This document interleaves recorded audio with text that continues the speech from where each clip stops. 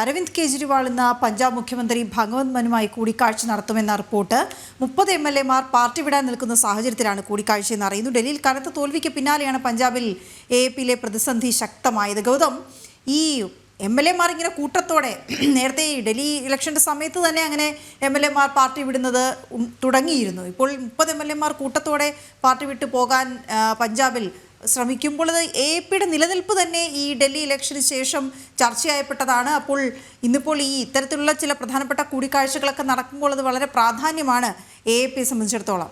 Gautam,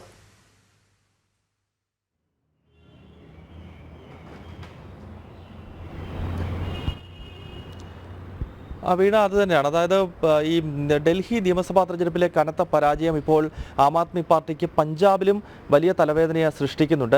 Aam Aadmi party Delhi കഴിഞ്ഞാൽ പിന്നീട് അവർക്ക് അധികാരമുണ്ടായിരുന്ന ഏക സംസ്ഥാനം പഞ്ചാബ് മാത്രമാണ്. ഇപ്പോൾ ഡൽഹിയിൽ പരാജയപ്പെട്ടുവെന്ന് മാത്രമല്ല, കടപഴകി വീഴുന്ന ഒരു പരാജയം. അതായത് അരവിന്ദ് കെജ്രിവാളും മനീഷ് സിസോദിയയും സോമനാഥ് ഭാരതിയും ഒക്കെ അടങ്ങുന്ന ആം ആദ്മി പാർട്ടിയുടെ സ്ഥാപക നേതാക്കൾ, അല്ലെങ്കിൽ ഇപ്പോഴത്തെ അവരുടെ ദേശീയ തലത്തിലെ പ്രധാനപ്പെട്ട മുഖങ്ങളെല്ലാം സ്വന്തം മണ്ഡലത്തിൽ പോലും പരാജയപ്പെടുന്ന ഒരു തെരഞ്ഞെടുപ്പാണ് കടന്നുപോയത്. അതിനാൽ ആം ആദ്മി രാഷ്ട്രീയത്തിന് ഇനിയും വലിയ പ്രസക്തിയില്ല എന്ന ചിന്ത സ്വാഭാവികമായും ആ പാർട്ടിക്കകത്ത് തന്നെ രൂപപ്പെടുകയാണ്.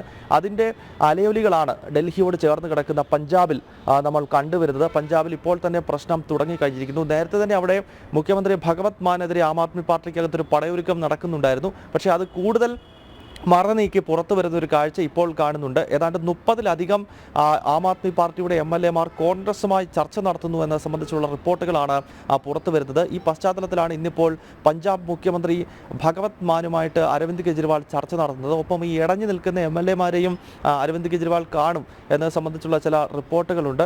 കാരണം പഞ്ചാബിൽ കൂടി ഇനി അധികാരം നഷ്ടപ്പെട്ട് കഴിഞ്ഞാൽ ആം ആദ്മി പാർട്ടിയെ സംബന്ധിച്ച് അത് പൂർണ്ണമായി തന്നെ അതിൻ്റെ നിലനിൽപ്പിനെ ചോദ്യം ചെയ്യപ്പെടും. അടുത്ത കാലത്താണ് അവർ ദേശീയ പാർട്ടിയായിട്ടൊക്കെ വളർന്നു വന്നത്. പഞ്ചാബിലും ഡൽഹിയിലും ഭരണവും അതോടൊപ്പം തന്നെ ഗുജറാത്ത്, ഒപ്പം ഗോവ, ഈ 2 സംസ്ഥാനങ്ങളിൽ തെരഞ്ഞെടുപ്പിൽ ഏതാണ്ട് 8% വോട്ട് ലഭിച്ചതിൻ്റെയൊക്കെ അടിസ്ഥാനത്തിലാണ് തെരഞ്ഞെടുപ്പ് കമ്മീഷൻ ആം ആദ്മി പാർട്ടിയെ ഭാരതത്തിലെ 6 ദേശീയ പാർട്ടികളിൽ ഒന്നായി അവരെ കൂടി പ്രഖ്യാപിച്ചത്.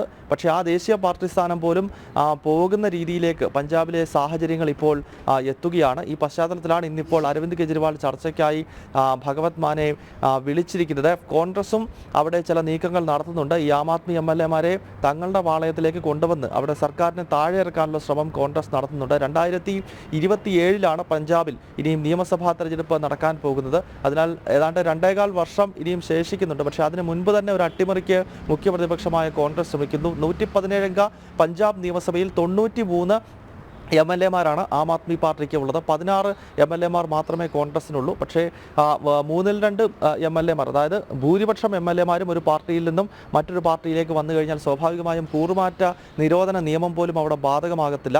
അങ്ങനെ ഒരു നീക്കം കോൺഗ്രസ് നടത്തുന്നു എന്നാണ് സ്ഥിരീകരിക്കാത്ത റിപ്പോർട്ടുകളുള്ളത്. വീണ, ശരി ഗൗതം, വിവരങ്ങൾ നൽകുകയായിരുന്നു. AAP-യെ സംബന്ധിച്ചിടത്തോളം, ഇപ്പം ഡൽഹിയെ സംബന്ധിച്ചിടത്തോളം തിരക്കിട്ട കൂടിയാലോചനകൾ അവിടെ നടക്കുകയുമാണ്.